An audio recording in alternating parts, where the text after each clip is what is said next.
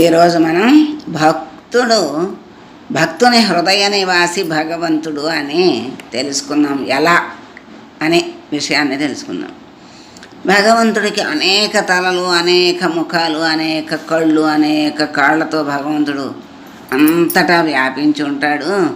అన్నింటా భగవంతుడు ఉంటాడు అనే విషయాన్ని మనకి సహస్రశీర్ష పురుష సహస్రాక్ష సహస్రపాత్ అంటూ పురుష సూక్తం మనకి చెప్తోంది. మరి భగవంతుడు ఉండే ప్రదేశాన్ని మరో విధంగా, మరో కోణంలో ఇలా కూడా చెప్తారు. భక్తుడి హృదయంలో భగవంతుడు ఉంటాడు అని కూడా చెప్తారు. భగవంతుడు భక్తుని హృదయ నివాసి అంటారు కదా. భగవంతుడు ఉండే స్థానం విషయంలో పైన చెప్పిన రెండు భిన్నంగా ఉన్నట్లు అనిపిస్తాయి. అంటే అంతటా ఉన్నాడు, అన్నీ ఆయనయే అని కాసేపు చెప్తారు, కాసేపు ఏమో భగవంతుడు భక్తుని హృదయ నివాసి అంటున్నారు కదా. మరి రెండు వేరుగా ఉన్నట్టు అనిపిస్తున్నాయి. భగవంతుడు సర్వత్రా ఉంటాడని ఒకవైపు చెప్తూనే ఉన్నారు, మరో పక్క భక్తుడు హృదయంలో భగవంతుడు ఉంటాడు అనే విషయం చెప్తున్నారు. ఈ రెండు విన్నప్పుడు ఏమిటి గందరగోళం? కాసేపు అది చెప్తారు, కాసేపు ఇది చెప్తారు. విరుద్ధంగా, పరస్పర విరుద్ధంగా అనిపించే రెండు విషయాలకి సమన్వయం కుదరదు. అయోమయంలో పడిపోతారు.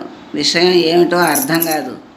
ఆధ్యాత్మికం అంటేనే అర్థం కాని బ్రహ్మ పదార్థంగా ఇదంతా బ్రహ్మ విద్య, మనకు అర్థం కాదులే అనే భావం వస్తుంది. అలాగే ఒకసారి ఒక కుర్రాడికి ఈ సందేహమే వచ్చింది. తల, నుదురు, కాళ్ళు, భుజాలు, చేతులు, పొట్ట ఇలా ఎన్నో భాగాలు భక్తుడి శరీరంలో ఉన్నాయి కదా. మరి భక్తుడు హృదయాన్నే తాను ఉండే స్థానంగా భగవంతుడు ఎందుకు ఎంచుకున్నాడు అనే ప్రశ్న తల ఎత్తింది ఆ కుర్రాళ్ళు. ఆ కుర్రాడికి ఎంత ఆలోచించినా అంతు చిక్కట్లేదు. అందరినీ ఈ విషయం గురించి కూడా అడిగాడు. ఎవరూ సరైన సమాధానం చెప్పలేకపోయారు. చివరికి ఆ కుర్రాడు తిన్నగా ఒక పెద్ద గురువు గారి దగ్గరికి వెళ్ళాడు. తనకు వచ్చిన సందేహం అంతా చెప్పాడు. తన సందేహాన్ని నివృత్తి చేయమని గురువుగారిని ప్రార్థించాడు. అప్పుడు గురువుగారు అన్నారు, 1000 ఎకరాల భూమి ఉన్న ఓ జమీందారు ఉన్నారు. ఆ జమీందారు తనకు ఇష్టమైన చోట తన నివాసం ఉన్నాడు. అది తప్పని ఆయన్ని ప్రశ్నించే హక్కు ఎవరికైనా ఉంటుందా అని ఆ కుర్రాడిని ప్రశ్నించారు. ఆయన స్థలం, ఆయన ఇష్టం, ఆయన హక్కు, ఆయన్ని ప్రశ్నించే హక్కు ఎవరికీ ఉండదు అనే సమాధానం చెప్పాడు కుర్రాడు. అప్పుడు గురువుగారు అన్నారు, ఆ 1000 ఎకరాల్లో మనం ఓ ప్రాంతాన్ని ఎంచుకుని అందులో ఒక ప్రదేశాన్ని చూపించి అందులో మీరు ఉండండి అని మనం జమీందార్ని ఆజ్ఞాపించగలమా అని మరో ప్రశ్న వేశారు గురువుగారు. మనం ఎలా ఆజ్ఞాపించగలం? మనం ఆజ్ఞాపించలేమని కుర్రాడు సమాధానం చెప్పాడు. అప్పుడు గురువుగారు అన్నారు, అయితే ఆ జమీందారు గాలి వెలుతురు బాగా వచ్చే అనువైన స్థలాన్ని తానే ఎంచుకుని తనకు అనుకూలమైన స్థలంలో నివాసం ఏర్పాటు చేసుకుంటాడు కదా, అవునా అనే కుర్రాడిని మళ్ళీ ప్రశ్నించాడు. అవును గురువుగారు అన్నాడు ఆ కుర్రాడు.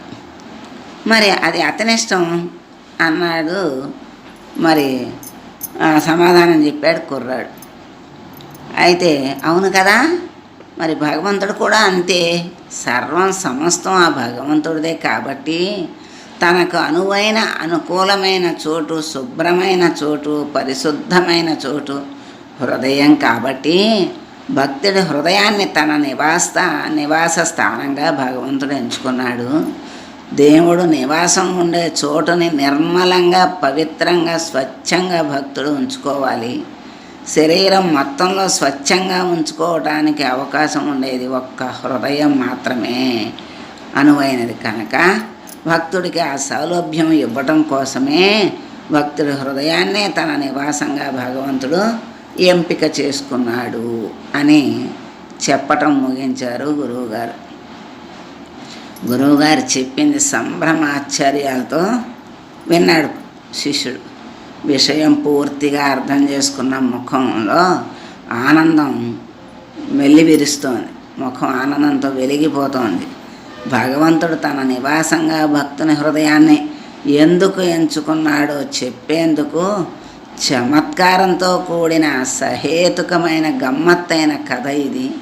అందుకే ఆధ్యాత్మికాన్ని అర్థం చేసుకోవడంలోనే ఉంది ఆధ్యాత్మిక రహస్యం అంతా కూడా అని అన్నారు పెద్దలు. సాధన చేసి ఆధ్యాత్మికాన్ని అర్థం చేసుకోవాలి, దాన్ని అనుభవించాలి, అర్థం చేసుకోవాలి, అనుసరించాలి, అనుభవించాలి.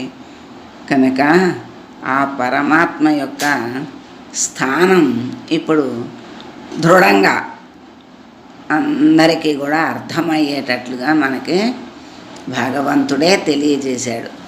ఎక్కడుంటాడు? భక్తుని హృదయంలో నివాసం ఉంటాడు అని మనకి చక్కగా తెలియజేశారు. కనుక ఆయన ఉండటానికి ఇష్టపడేది పరిశుభ్రమైన పరిశుద్ధమైన స్థానం కనుక దాన్ని కూడా భక్తులు అయ్యి అందరూ కూడా ఆ హృదయాన్ని చక్కగా నిర్మలంగా పవిత్రంగా ఉంచుకుంటే భగవంతుడు అక్కడ నివాసం ఉంటాడు అని మనకు చక్కగా అర్థమయ్యేట్లు చెప్పారు. సర్వే జనా సుఖినో భవంతు, సమస్త సన్మంగళాని భవంతు.